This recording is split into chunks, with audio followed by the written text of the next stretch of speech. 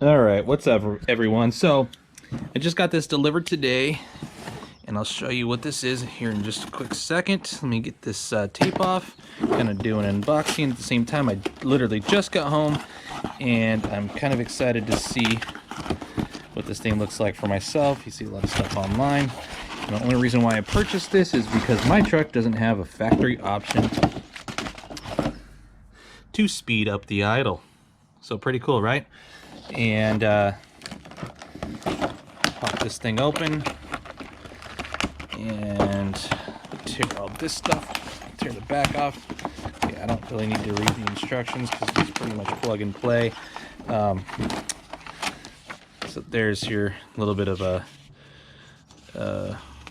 instruction manual on where to go, how to find it. I've already looked online how to do that. There's plenty of YouTube videos on this stuff. So yeah, so here it is. Looks pretty basic. Just jumping some wires, just like you see other videos where people use a fixed resistor, or they use a potentiometer like this, and you can hear it click, click. So that's kind of cool. And so anyway, yeah, let's get this thing hooked up. So let's walk over here, and we'll do it together. 'Cause that's how I like to do things together, teamwork. Even though no one's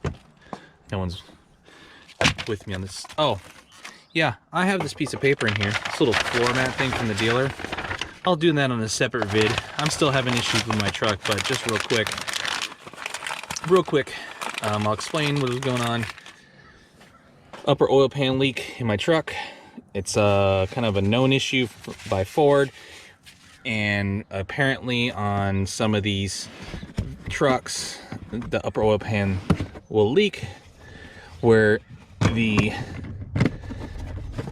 RTV, I guess, didn't get the corners of the upper oil pan. So what they need to do, they pull the transmission back or out completely, and lower oil pan drops and the upper oil pan drops.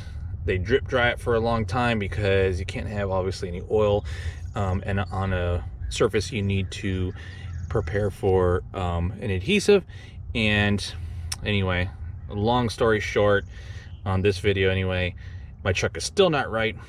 New transmission pan after they messed that up, and new output shaft boot out of my transfer case for my drive shaft, because that was slinging oil everywhere, and now I have a clunk every time I take off. Don't ask me why, and I don't want to take it back for a third time because I will pull some type of legalities on them.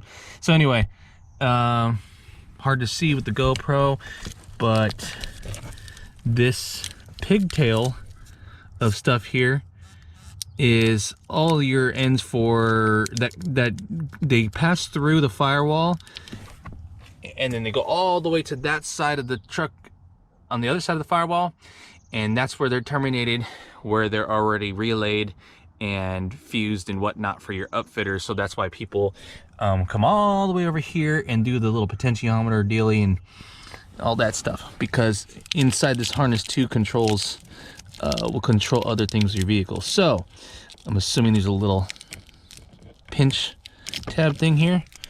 Take that off. There's your pigtail with all your wires, and I'm assuming they got some type of Ford part on this. I don't know if that's an actual Ford part or not, but looks exactly the same as the one I got, and it could be an off-brand one. Sorry, camera's all over the place. And so yeah, I'm gonna go ahead and plug this bad boy in. I'm not gonna route it right now. I just want to see if this thing works, and I have a few minutes before I gotta take my son to baseball practice. So let's get this clipped in here. I'm kind of excited. The only real big reason I'm doing this, the main reason, is so I can get a higher idle out of my truck. I'm just not liking the lower idle in the morning. It takes me several miles before my truck even warms up. So yeah, let's just let this hang loose like that and put that in like that. I'm not gonna route everything quite yet. I will throw this in there with my baby wipes and stuff. Gotta have butt wipes. You never know, emergencies, right? They're not just for kids. So let's get this thing up on over here. And go around the other side.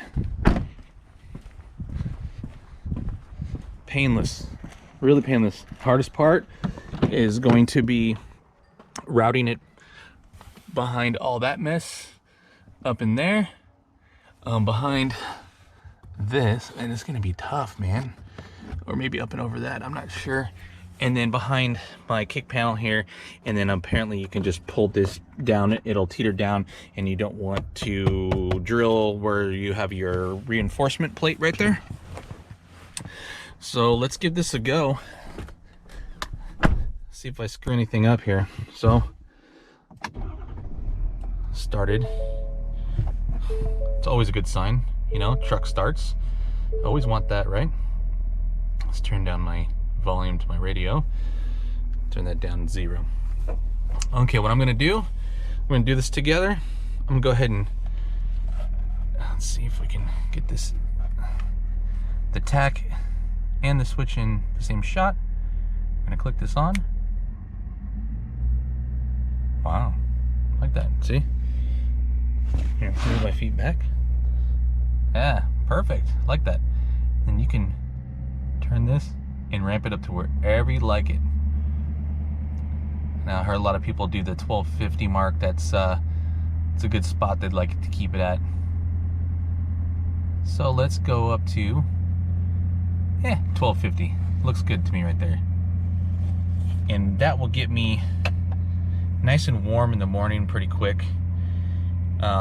Because even though, yeah, I'm in Southern California, San Diego does not see frigid temps, but in my particular area, kind of, you know, mountainous, you can see some clouds right now.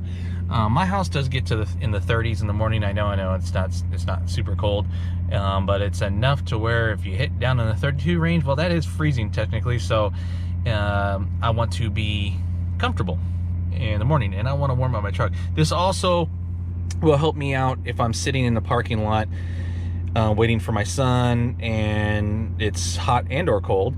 It will work for the AC as well to ramp up the RPMs and get my clutch fan spinning faster. It'll cool down my AC, but more importantly, it's going to help with my EGR cleanliness and my DPF cleanliness, because now I'm not sitting there at that low RPM. We're just kind of building up soot really slowly. This will just kind of help burn everything out. So yeah, I mean, I'm looking at the 1250 mark right there. There's no real clicks on here for set RPMs. It clicks to turn on, and then you just set it where you want it. So yeah, let's put that back down. And then one of the features on this, I believe, is if you depress the brake, boom, it disabled it just like that. So that's kind of cool. Now, one thing I do want to try is I want to turn this off, and I have my switch still in the same spot it was, and I'm going to remote start my truck. I don't know if it works when you're in here, but let's see.